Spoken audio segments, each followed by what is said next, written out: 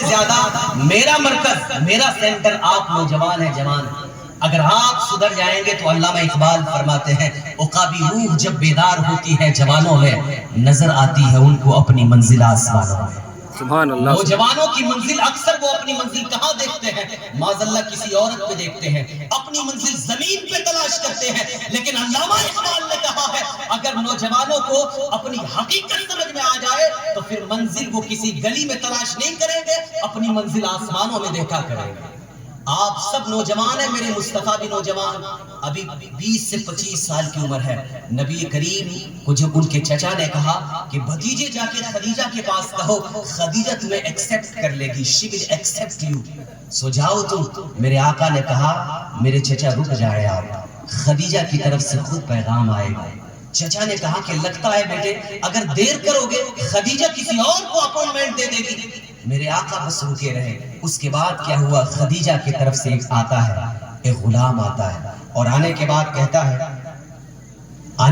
کہتا ہے کہ حضور چلیں چلیں، آپ کو خدیجہ بلا رہی ہے، میرے آقا چلتے ہیں۔ اور جانے کے بعد جب خدیجہ کے پاس پہنچتے ہیں تو خدیجہ سے ڈیل کرتے ہیں، اور خدیجہ کیا کہتی ہے، آپ کی شرافت تو بڑی مشہور ہے، آپ ابھی نوجوان ہیں لیکن آج تک میں نے سنا ہے کہ آپ کے لب پہ کبھی جھوٹ نہیں آیا، آپ کبھی جھوٹ نہیں بولے ہیں۔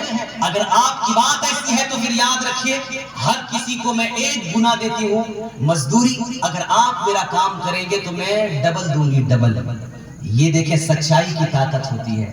لوگ سمجھتے ہیں کہ جھوٹ نہیں بولیں گے تو بزنس نہیں چلے گا، نہیں میرے بھائیوں، اس سچے رسول کے ماننے والے ہیں جنہوں نے سچائی سے پوری دنیا میں انقلاب لایا۔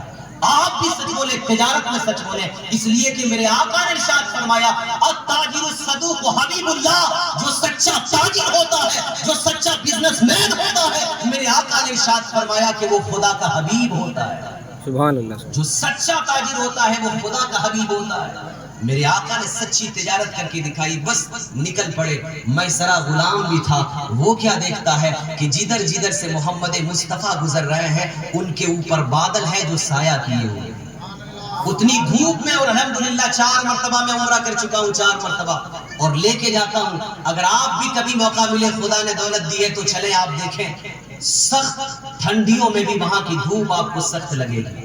یہ حال ہے اس وقت میرے آقا جب چلا کرتے ہیں تو دیکھتے کیا ہے، اوپر حضرت میسرہ دیکھتے ہیں کہ اوپر ان کے اوپر کوئی بادل کیے ہوا ہے، جدھر جدھر میرے مصطفیٰ جاتے ہیں ادھر ادھر سایہ ہو جاتا ہے۔ جب آگے بڑھتے ہیں وہ بزنس کرتے ہیں، اس کے بعد جب واپس آتے ہیں تو میسرہ کیا دیکھتے ہیں، جب واپس آنے لگتے ہیں تو میسرہ کے جو اونٹ تھے ان میں سے 2 اونٹ بڑے کمزور تھے، وہ پیچھے رہ گئے تھے۔ میسرہ دوڑے دوڑے محمد مصطفیٰ کے پاس جاتے ہیں، چونکہ میرے آقا آگے تھے، وہاں جانے کے بعد عرض کرتے ہیں اے محمد مصطفیٰ آپ بڑی تیزی کے ساتھ جا رہے ہیں، قافلہ میں 2 اونٹ ہے جو نہایت ہی کمزور ہے، ایسا کریں آپ ان اونٹوں کے پاس چلیں اور تھوڑی کچھ ان کے ساتھ محنت کر دیں آپ، تو ہو سکتا ہے وہ اونٹ آگے چلنے لگے۔ میرے مصطفیٰ پیچھے آتے ہیں، ان اونٹوں کے پاس اپنے ہاتھ کو رکھتے ہیں، جیسے ہی ہاتھ رکھنا تھا وہ اونٹ جو ابھی تک چلنے میں سستی محسوس کر رہے تھے، میرے مصطفیٰ نے اپنا ہاتھ رکھا،